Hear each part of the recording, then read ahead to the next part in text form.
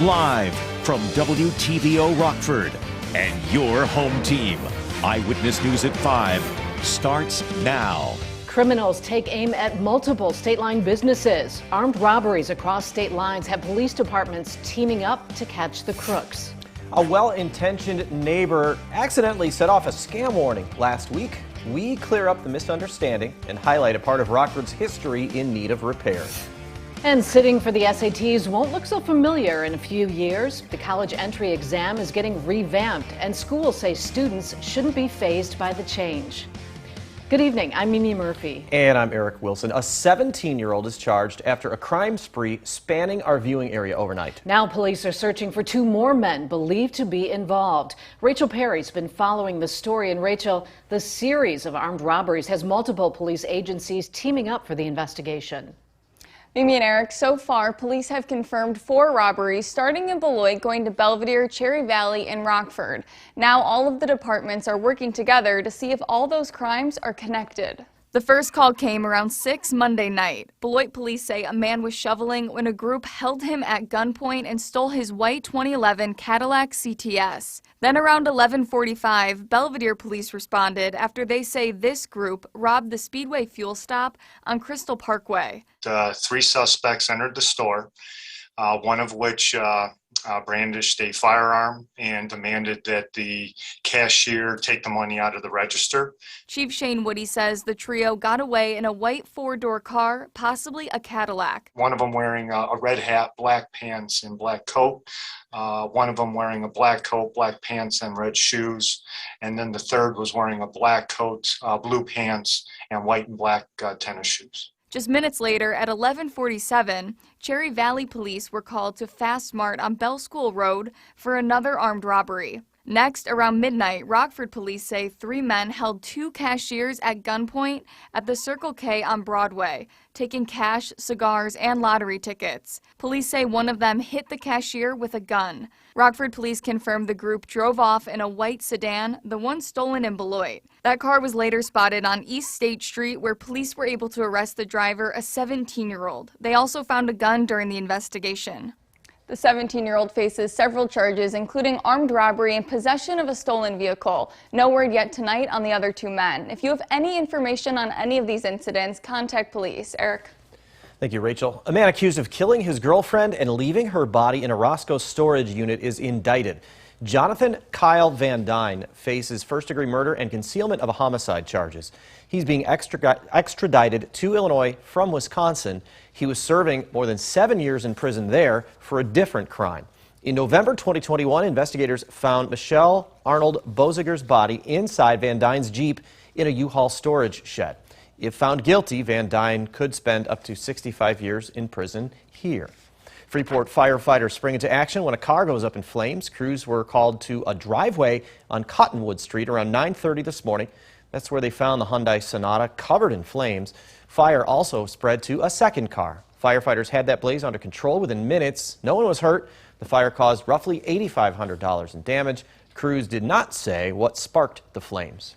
The 2022 election is more than 10 months away, but polling place workers are needed now. Winnebago County is looking for election judges. Those individuals will be paid on Election Day as well as during a training session this spring.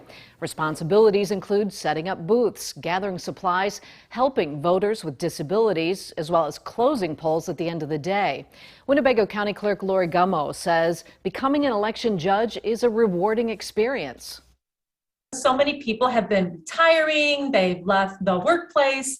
This is a great way to become a part of the process, do your civic duty. I know I was an election judge before I ran for clerk. It is a long day, I admit that, but at the end of the day, you are so satisfied that you've done your part to be a part of the process. If you're interested in becoming an election judge, head to mystateline.com and fill out an application. We have a follow-up from a story we brought you last week. Monday, we warned you about a potential scammer trying to take money on behalf of Rockford's Discovery Center Museum. Turns out that person was just a guy trying to raise money for his church. St. Mary's Oratory in Rockford is selling raffle tickets to buy a new boiler. So the parish is selling those tickets to help pay for the project. Someone mistakenly told Discovery Center The person was using the museum's name. That's why the center sent out a warning. Now that things are cleared up, the church hopes to get back on track with its restoration. We're actually going to be installing air conditioning inside the church, which is a brand new thing for this 140-year-old building. We'll make it much more comfortable for everyone to come in the summer. And so we're really excited to move into phase 2 of this restoration. And the raffle is obviously a huge part of that fundraiser. St. Mary's is Rockford's second oldest Catholic church and the first parish built on the west side of the Rock River. It's almost time for a state-line cold weather tradition. The 36th annual Illinois Snow Sculpting Competition kicks off tomorrow. Freshly fallen snow is a blank canvas for 13 teams at Sinisippi Park. The winner will represent Illinois in the national competition in 2023. The event's always chilly, but as Candace mentioned, tomorrow's conditions could be dangerous. Competition organizers say sculptors are prepared. Some of them have sculpted in Canada, in Germany, in Russia, so they know how to prepare for the elements and what all that they will be facing with regard to the wind chill tomorrow. 11 local high school teams will also take part. People's Choice voting begins Saturday morning. That will be done online this year. You can find more information about that on the My State Line app. A popular college admission exam changes with the times. Students will keep their pen and paper at home because soon the SAT will go digital. Nikel Delgado learned more about the change. And Nikel, how are local districts planning to adapt? Well, Eric and Mimi, local districts tell me the new SAT test will be more relevant, easier to give and take, along with getting faster results. Obviously, we know with this generation, they are very comfortable with electronics, so this probably feels very natural to them. Leave the pen at home. The SAT is going digital. Assistant Superintendent of Belvidere District 100, Megan Johnson, believes the transition will be easy for high school students. For the students, it's something they're more comfortable with, they're more familiar with, so I think it'll definitely benefit our students. Personally, with our planning teams at the schools, it's a lot to plan and secure those physical materials for each student. She also thinks this will take some of the pressure off the staff. We really keep up with what's going on with these tests, so you know that we have the latest information and we're adapting the way that we're teaching to suit your needs and suit the test. Executive Director at Rockford Huntington Learning Center, Jennifer Wills, says another advantage, many students are already doing the work online. Because we're doing online tutoring with some students, we also are proctoring practice tests online in 2 ways.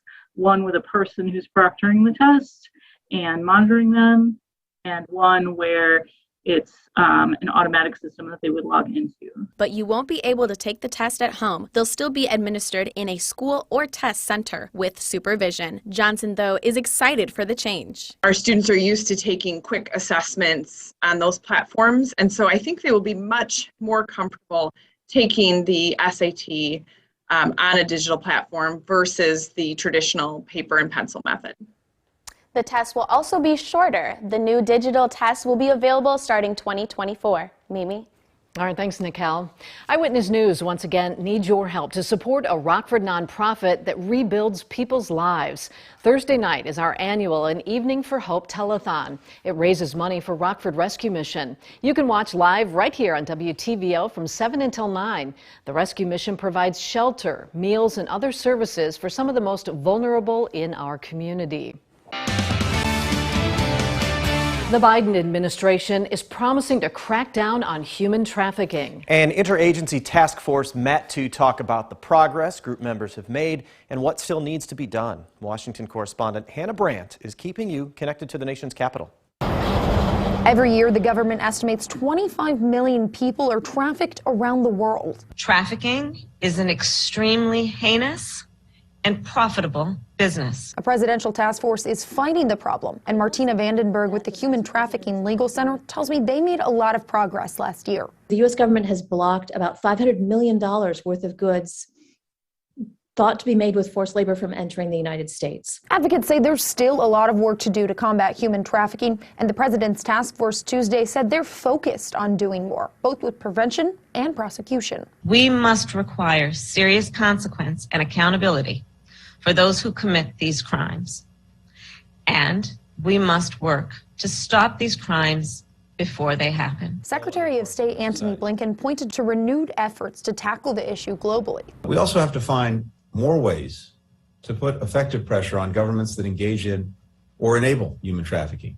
China, Cuba, North Korea, Russia. But Vandenberg says it's important to prosecute the Americans responsible for forced labor too. All of the federal prosecutors in the entire country last year, they brought a total of 210 trafficking cases. But of those 210 cases, only 15 were for forced labor. And she'd also like to see better treatment for the victims. Trafficking victims in the United States need to be treated as victims. They should not be arrested. They should not be prosecuted. In Washington, I'm Hannah Brandt. Now, your first warned weather forecast from Chief Meteorologist Candace King. Well, once again, a wind chill advisory in effect for northern Illinois, southern Wisconsin, just as it was late last night and early this morning as wind chills got down to 20 to 25 below, with our temperatures really dropping here for tonight. Those wind chill factors 25 to even 30 below. In fact, we'll kind of see that peak number or that coldest point just before sunrise. That's kind of when those wind chill numbers are expected to be at their coldest. We will continue to see that temperature drop here as we go through this evening, down anywhere from 25 to 30 below about 6, 7 o'clock. But once we get after 8, 9 o'clock, the numbers will start to gradually go up. Now, unfortunately, our wind chill factors for tomorrow still going to stay below 0 for the afternoon, but at least it kind of gets us out of that dangerous category. Frostbite with those wind chill numbers can occur within a matter of 25 to 30 minutes on exposed skin, so limit your time outdoors if you can, especially in the morning. The morning time is kind of when you want to stay protected. And yeah, tomorrow afternoon is going to be cold, but it won't be as dangerously cold as what it'll be just before sunrise. Make sure to dress in layers, cover any exposed skin, and of course, make sure you take care of your pets, kind of limit their time outdoors as well. For our temperature in Freeport, 12 below is what it feels like right now, 4 above in Rockford, and our current wind chill factor sits at 10 below. 6 for our weather watcher Bob on the southeast end of Rockford. True Arctic air mass. You can tell by looking at that dew point temperature, -7. So a very dry and cold air mass overhead. Despite the sunshine we had out there today, our temperatures really struggled to make it much above 10 this afternoon. In fact, our high temperature today, 8. That's it. Tomorrow we'll stay right around that same category, but by Thursday we'll actually get a nice bump in our numbers. High pressure continues to work in. Will keep us nice and clear here as we go through the night tonight.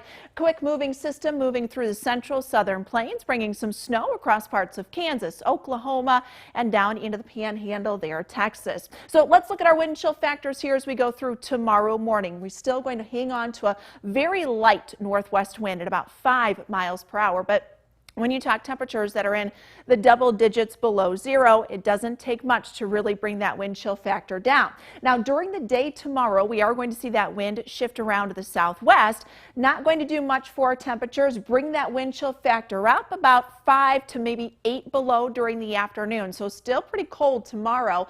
We're staying below 0 with those wind chill numbers tomorrow night. It won't be until Thursday morning that we actually get that wind chill factor up above that 0-degree mark. Now, 14 below, that's the forecast low for tonight. We made it down to 7 below very early this morning. Now, not quite record territory. Our record low temperature for Wednesday, 21 below. That was actually set back in 2019. We had quite a few record low temperatures set in January back in 2019. Tomorrow we are only up to 9. We continue with the sunshine.